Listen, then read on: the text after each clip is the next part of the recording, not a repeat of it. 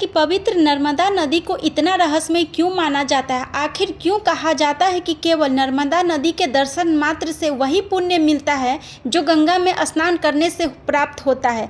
पुराणों के अनुसार नर्मदा को जन्म किसी पर्वत, झरने या हिमनद से नहीं बल्कि स्वयं भगवान शिव के तप और ध्यान से निकले दिव्य पसीने की बूंदों से हुआ था।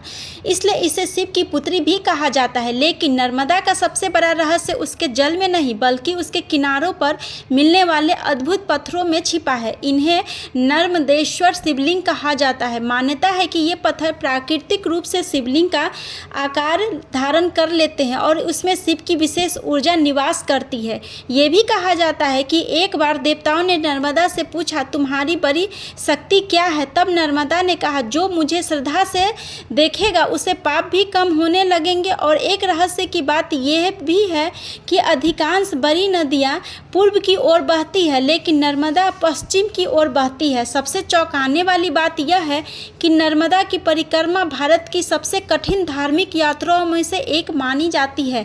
हजारों श्रद्धालु वर्षों तक पैदल चलकर इसकी पूरी परिक्रमा करते हैं और उनका विश्वास है कि इस यात्रा के दौरान उन्हें ऐसे आध्यात्मिक अनुभव होते हैं जिन्हें शब्दों में बयां नहीं किया जा सकता।